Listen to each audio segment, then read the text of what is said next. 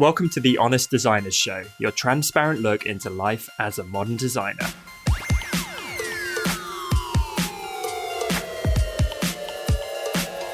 My name's Tom Ross and I'm the founder at designcuts.com, and this week I'm joined by my fellow Brit and hand lettering expert Ian Barnard, American retro design expert Big D Lee, and the incredibly talented South African illustrator Lisa Glanz. Hey lovely listeners, welcome back to part 2 of our discussion with Andy J. Pizza. This is honestly an incredible end to our chat. We go deep into some really great issues with Andy, so we hope you enjoy the latter part of this conversation. Let's get back into it.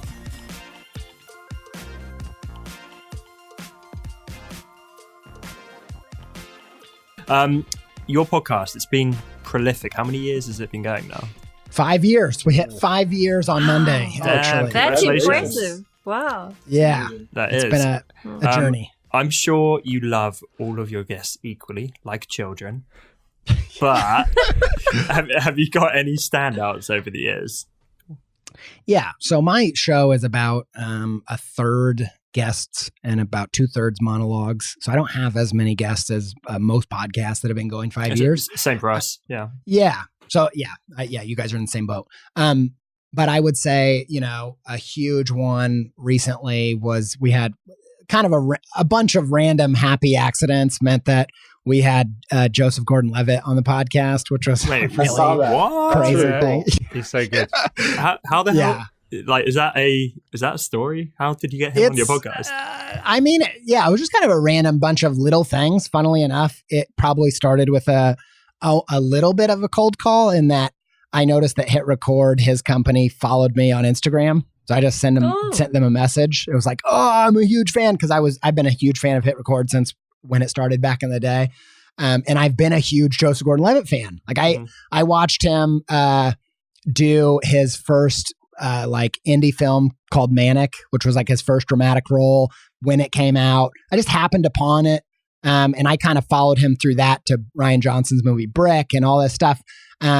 Which, by the way, all of that was very fortunate for the interview because it got him on my side early on, because I didn't talk about Third Rock from the Sun or Angels in the Outfield or anything too much. I just kind of went from there. Like we talked about doing a project together, and then I was in LA, so I went to the offices and met them and talked with them about stuff. And I think at some point, just me and my manager Ryan got up the goal to be like, you don't think we could do all this stuff. You don't think Joe would want to be on the show, would you?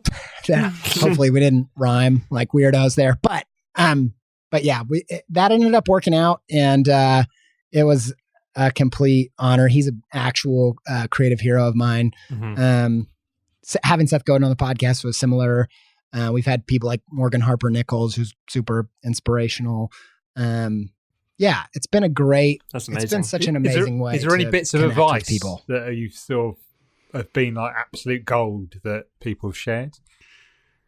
Yeah, I will say one of my favorite recent ones I just had my friend Lisa Congdon on the show for the third time, and she just put out a book called Find Your Artistic Voice, and she said something that I thought, man, that's exactly what I've tried to articulate a million times. And it's this idea we were talking about. I'm trying not to go off on tangents. We were talking about this idea of like bridging the gap between your heroes and yourself and your own work.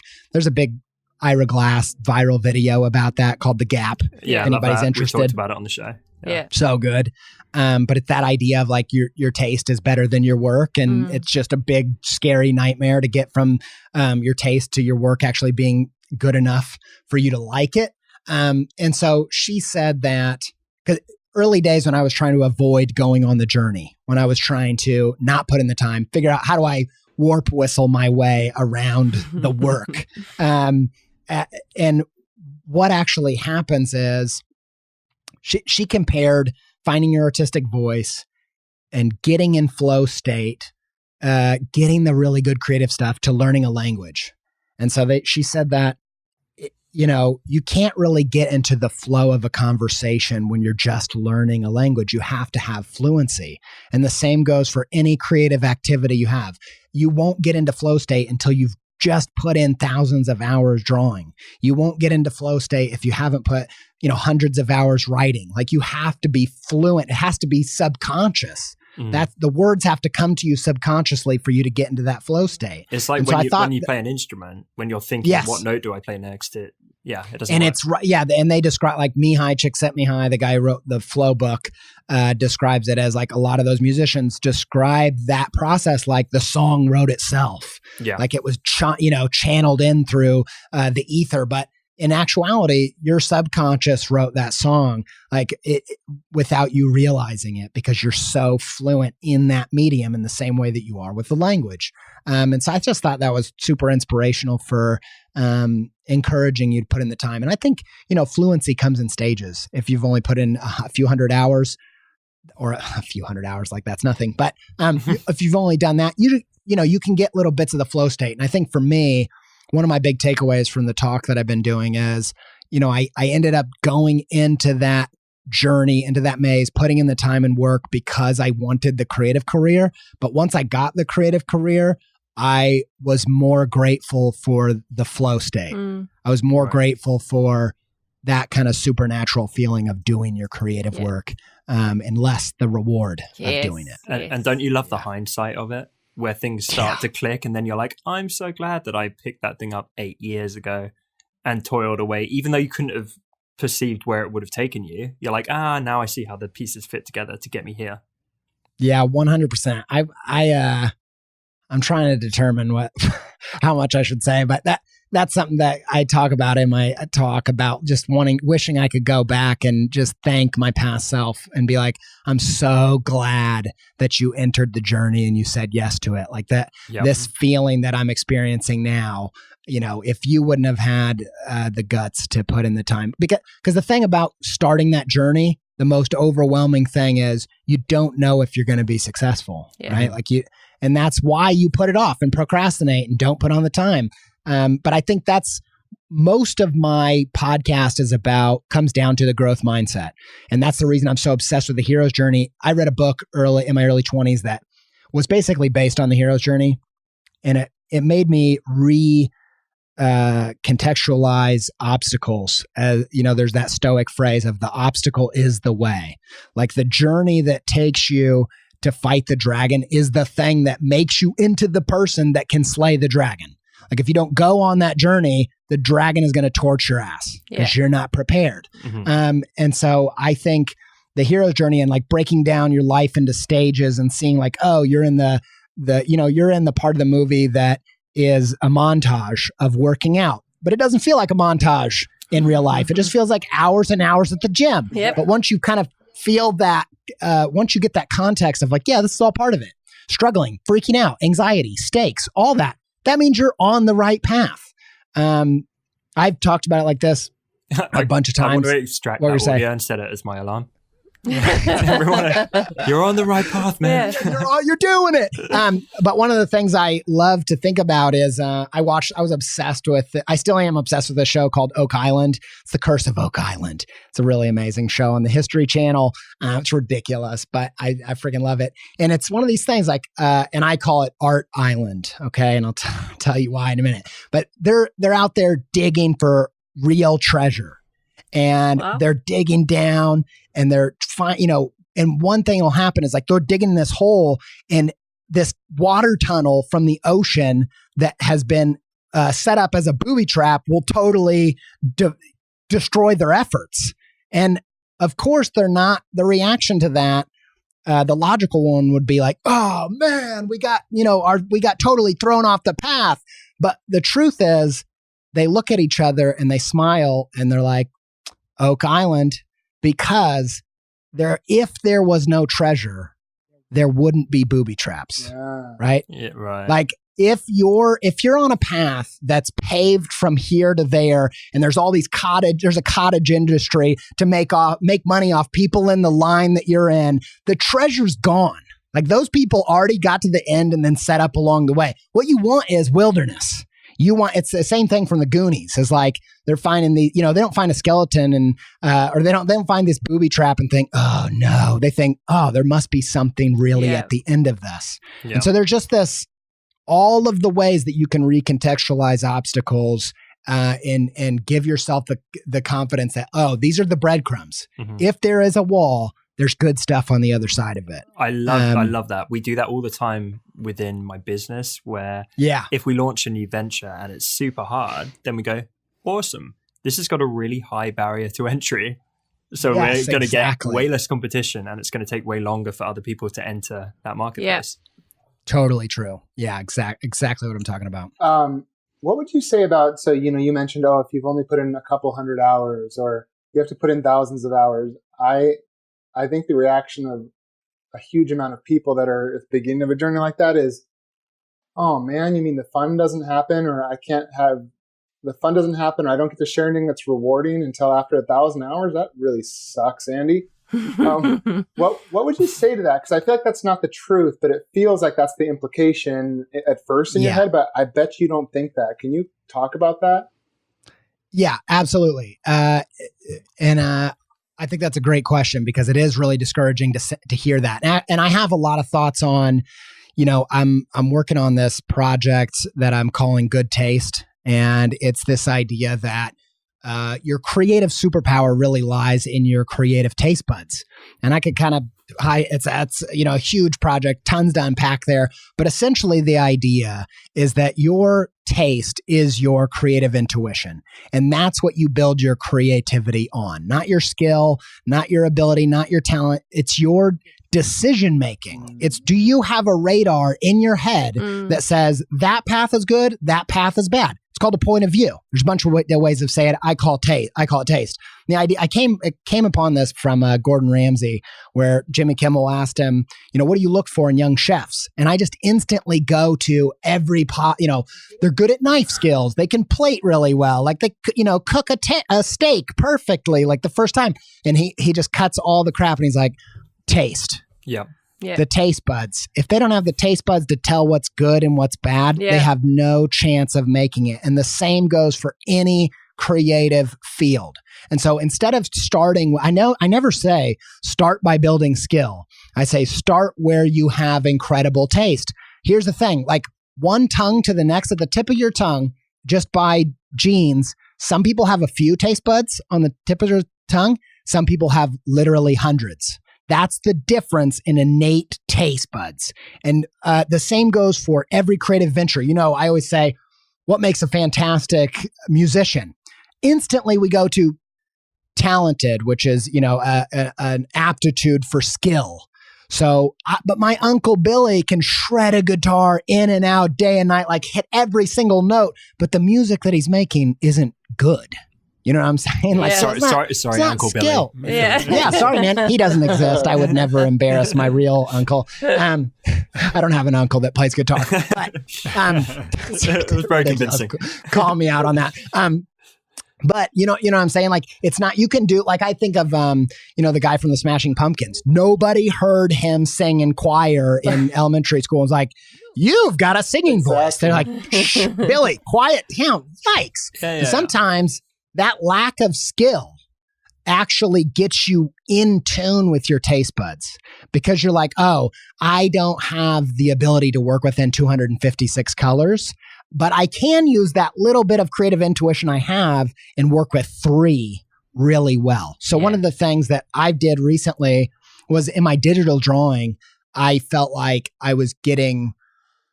my skill was surpassing my taste. Like everything I liked was really naive and whatever. And everything I was drawing was like, I'm just getting better at anatomy and better at textures. And so I took kind of I didn't even really realize I was doing it, but I took kind of a sabbatical off of digital drawing for a year. Like I put my calendar together this year with all my episode art, and it's all made in, it all started with gouache painting. And the thing that was amazing about that was sometimes when you get really good at, let's say you get really good at guitar and you can hit virtually any note, all of a sudden you're in analysis paralysis and you don't know, how do I get in touch with my creative intuition? How do I get in touch with my taste? And so if you switch up instruments, all of a sudden you're like, okay, I only know like 3 chords on a piano. How could I write a good song that makes me feel something with just those few chords? And that's kind of what I've done with painting for a year. So I think putting in the time, getting the skill, all of that's very, very important. You can also cheat with constraints, pull it back, work with just a few colors in the palette. If you're a cook, just work with a few ingredients. What can you do that still lights up those taste buds? Yeah, it's like flair, uniqueness, style. To kind of extend your metaphor, it's why for every rock star, there's a million session musicians, right? 100%. So you've got like so many guys, and I don't like that side of things. You've got so many guys practicing the scales endlessly, and they're so technical, but it's like an army of robots who can all do the same thing. And then you've got Mick Jagger. It's like the guy doesn't have like scientifically the greatest vocal range out of any singer out there, but he has something unique. Yeah, I remember hearing an interview with Jack Johnson, the guitar player or the singer songwriter. Yeah, he went to an A&R person. The A&R people were like, one of the guys came up and was like, "So why did you go from this dominant seventh to this? Like how do you make those decisions? You do these weird things." And Jack Johnson's a surfer, and he was just like, "I have no idea. Like, I don't even know the names of the chords I'm playing." Yeah, and that's exactly right. And I think the interesting thing about that, and the reason I want to do this project on taste, is I feel like we're so heavy on the pendulum of put in your 10,000 hours. It's all about grit. Just keep swimming. And it's that idea that if you're going the wrong way, the more time you put in, the further you are away from where you're trying to go. Which is that's a Tony Robbins idea. I'm not like a Tony Robbins super fan. I just heard him say it on a podcast once, and I really like it. But that idea, was probably your bloody podcast. The level of guests that you're attracting. Yeah, my mate Tony, he followed up from Joe. But yeah, like if you put in 10,000 hours into the wrong kinds of practice, you can actually get worse. Right. And so I'm very interested in that innate thing. And taste for me is all about listening to yourself. This isn't a religious thing. Like when I grew up in the church world, like as a kid, and they would say, "Do unto others as you want done to you." And you're like, okay, be nice. That's good, I guess. I think everybody knows that. And then at some point I was going through this taste work, and that golden rule came back up, which also happens to appear in Buddhism and all kinds of other world religions and spiritual places. And I think it's because it is maybe the secret of the universe. It's literally what we're doing on this planet is do unto others as you want done to you. Your taste buds, when you taste a meal, you're like, this is amazing, but we need to turn up that turmeric. Like that's when it would really come alive. You're in touch with, if I want to design a t-shirt, I need to design the t-shirt that I want to wear on a visceral level. It's just like, I don't know why, but it does it for me. Well, like I always talk, go ahead. No, please go, keep going. I was just going to say, like, one of the things I think about a lot is like taking the table scraps from the gods, or dumpster diving from the gods, which is like your favorite creative things ever. Go check out what are the things that they made a side dish that you were like, whoa, like for instance, like Orko from He-Man. He was like one character on He-Man that I thought was like the coolest thing ever, but he hardly got any time. Like he was like this character that had like a shadowy face, and he was like hidden in this like mystical outfit. And I was like, he's so much cooler than He-Man. Why is he not the star of the show? But then I go, everything I make, Orko is the star. Like it's always, which is a series of, like my illustration series, Invisible Things, is basically that. It's like, what if every character was like Orko? And that's like dumpster diving in my heroes stuff based on my own visceral taste and building out their side dishes into my main course. Does that make sense? Yeah, you've got my mind racing now of side characters. And I don't know if you know the band Interpol. Yes.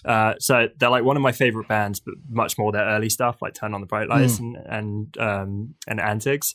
And do you remember their bassist, Carlos D, he was called? I did. I never went this deep, man, but I know. He was like an arrogant son of a bitch. He'd wear like this giant trench coat, and he'd just be swaggering around like so cocky on stage. He was kind of the side man to the front man singer. but everyone loved him because he was like the sidekick who was just like so effortlessly cool. So I know exactly what you're talking about. Did he ever start his own band? He quit the band because he kind of, I think he thought he was above them. By the end.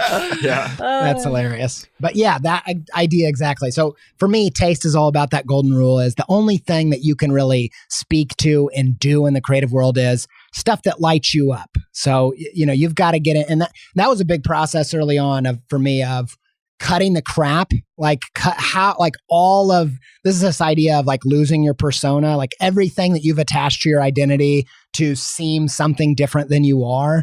Like if you're going to make great creative work, you got to cut through all that crap and you got to go to, and one of my favorite ways to do that is just start with your guilty pleasures. Like just start with, because that's telling you something about your visceral palate. There's something about that lights you up, even though you wish it didn't. So talk about Katy Perry and how I will run to the song Firework.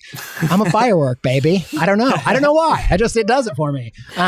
There's something, that visceral level of taste, those real taste buds, you got to let that thing be your true north. And I think if you do that, you can actually do tremendous things with like 2 power chords, and like a terrible voice. I can so relate to that because I know when I started Retro Supply, it was, again, you said yours was born out of desperation. Mine was born out of desperation because I had a child on the way and I was freaking out and I didn't have time to think through it. That'll do it. And so I defaulted to all this retro stuff I loved. I was living with my grandmother at the time. I'm surrounded by retro stuff from my childhood.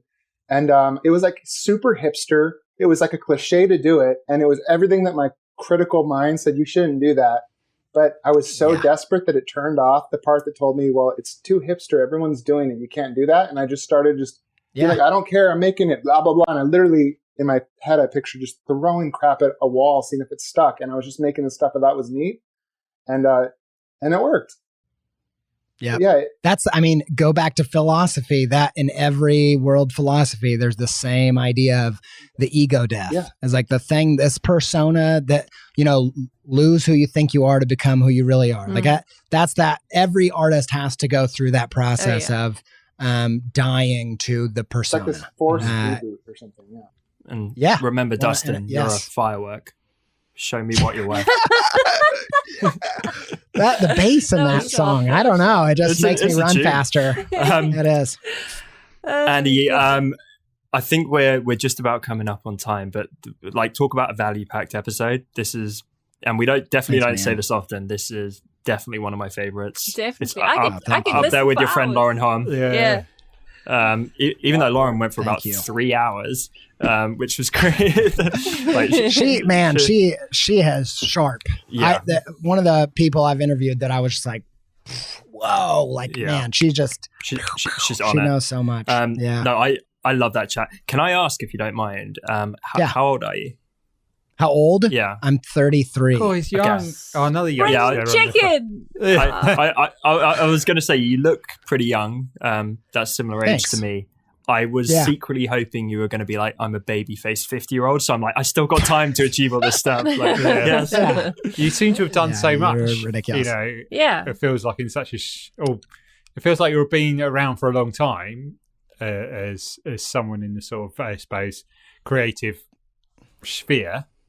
But thanks, man. Because I remember listening to your Creative Mornings talk, I think it was, ages and ages ago, and just inspired by that. That's awesome. And I suppose also you just, you don't know what your pieces of content are going to do for other people, because it only takes one bit to, change someone's life. And I hope 100%. What you've been saying today will really help some of those designers, especially at the beginning.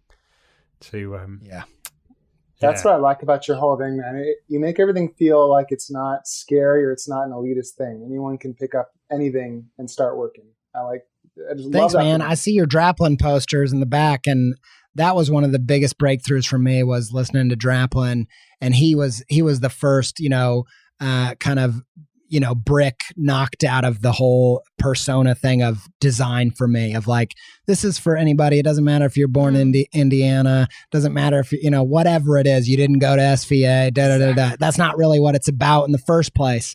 And he embodied that. So I owe him a lot because I think that he gave me the confidence. Like I remember looking for desperately when I'd find someone I loved, I'd be like, please don't have gone to the Rhode Island School of Design. Please don't. Please tell me you went to community college and you only went for a year like me. Please.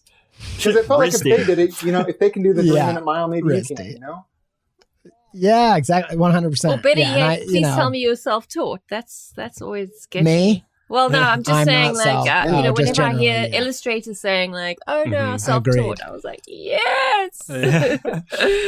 Completely agree. Andy, you've been so giving of your time and expertise, and we really appreciate it. Have you got time for one final incredibly selfish question? Go for it.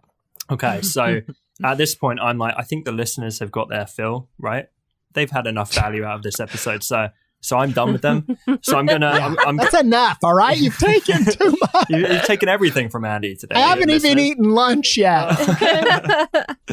Oh man, I feel the guilt trip. No, it's all good, man. So the final question is a selfish one on behalf of the four of us. Yeah, you got this huge podcast. Our podcast, like, we're pretty proud of it, but literally all we do is show up every week and talk. We do a horrendous job. Even though we know our stuff with marketing, we do a horrendous job of marketing this podcast. Sure. It's been going 3 years. I think a few months ago we hit like 1 million downloads, which we were pretty proud of. But I'd imagine yours is, a fair amount larger than that. Have you got any tips to market a podcast? Yes. Okay. And I'll tell you the way I think about it, in the States at least, there's this phenomenon in food courts in malls where every food court in a mall has a Chinese food store. That's true. Chinese food restaurant. And the reason is because they're always giving out little samplings of chicken teriyaki, and like Asian food just friggin' descended upon America through this phenomenon of people tasting chicken teriyaki. And then all of a sudden they're like, okay, I'll have a whole plate of it, right? Like, it's really hard to get someone to try something new when you're not giving them the straight goods. Like, it's hard to get someone to listen to a podcast through an Instagram ad. It's hard. Like, it's much easier to get them to taste it on a podcast. And I was talking to the head of Wondery, the podcast network, huge podcast network. And, just to humble me, I'll just say, my podcast wasn't big enough to be on their network. Mm-hmm. They contacted me and were like, hey, we think you could be a good fit. And I showed them my numbers and they were like, no, you're not big enough yet. Let us know when you're, actually big. But I talked to her and I was just like picking her brain because she's the CEO of the biggest podcast network in the world. And I was like, what is the secret? How do you build a podcast? And she said something they say all the time is audio drives audio. Like, if you can't, it's so hard to get people to taste chicken teriyaki with the photo of chicken teriyaki. You need them to taste it. You need people to taste you with their ears. It's so much easier to make that leap. So for me, super long-winded way of saying, got to get on other podcasts. That's the number one thing. As many freaking podcasts as you can get on, do that. And that will light the fuse. I have to compliment you. I think your metaphors are my favorites that I have heard. They're so fresh and different. I'm not joking at all. I really love Not a builder inside. I agree. Thanks, man. I agree. Justin, What's that? I'm with you. And my favorite so far was the wilderness thing versus the castle thing. And literally, we talk to a lot of people and we hear a lot of great advice, and some of the best has been in this episode. But we're human beings. I have a shitty memory. I forget stuff. And I might forget some of the tactics, but I won't now because I'm going to be like, oh yeah, it's the Zelda thing, or it's the Katy Perry thing, or it's the chicken teriyaki thing, and it's going to bring it back for me. So I love that. And I fell, dude, I've fallen so deep in love with analogy, mainly because, like I said, I'm a kind of a pattern recognition fool. That just does it for me. Like, when I find a pattern, I'm like, oh, that's the same thing as that. Like, I love it. Just like lights me up. But then later, so I've always kind of done that. But I think, I've heard about the science of it is like, when you do an analogy, if you try to tell someone brand new information, you're asking them to create neural pathways on the fly. It's like very robs your calories. People, as soon as someone starts doing it, you're like, oh gosh, I can't listen to this. Whereas if you give them an analogy, you're using a neural pathway they already have. So you're sending a car. This is an analogy about an analogy. I didn't come up with it, but you're sending a car. It is. You're sending a car down a pre-existing highway. Bonus points if you could put another analogy within that analogy. Yeah. It's kind of like analogy, if you will. Yeah. I don't think that's too much. Yeah, I'm listening to the analogy about a car. Yeah. What's that? I'm listening if you use an analogy, you're putting a car down a pre-existing highway. There's a physical sensation that happens. Yeah. It's not unlike laughing. It's like a weird physical trigger in your mind. And I'm very obsessed with it. Nice. Good thing to be obsessed with. You're pretty good at this, man. Have you ever thought about launching your own show or something? Maybe one day. Tom's full of good ideas. Cool. Andy, thank you again. Truly one of our favorite episodes. We appreciate you so much. Where can people find you? Where can the good listeners find you online? The two primary places are probably Instagram at Andy J Pizza, and then on my podcast, Creative Pep Talk, which is wherever podcasts are proliferated, primarily on Apple Podcasts. I can smell some chicken teriyaki as you said that. And don't forget to pick up his book. Yes. That's good. Thank Creative you. Pep Talk. That's hilarious, Tom. Pick up the book. What's it called, Ian? This is a podcast after all. Pep Talk. Creative Pep Talk. Inspiration from 50 artists. Love it. So that's always good. There you go. Good. Awesome. Good if you're thank you so much for having me, guys. And you want something to litter as well. So yeah. But yeah, everyone listening, go and dive deep down the Andy J Pizza rabbit hole, because there's so much more than what we just mentioned. There are a billion projects there. You're definitely not going to get bored, and have some fun while you're there. Awesome. Reach out and say hi. Thanks. Thank you so much for having me. Really appreciate it. Thanks again. You guys are doing Brilliant. amazing work. Yeah. Cheers, buddy. Talk to you later. Yep. Bye. Bye. Thanks so much for listening to this week's episode. As always, you can find full show notes over at honestdesigners.com, or find us over on iTunes and now Spotify by searching for The Honest Designers Show. And remember, we're now on social media too, if you search for Honest Designers. If today's episode helped you, then it would mean the world to us if you took just a moment to leave us a quick review over on iTunes, as this is one of the best ways for other designers to discover the show. Thanks again for tuning in, and we will see you next week right here on The Honest Designers Show.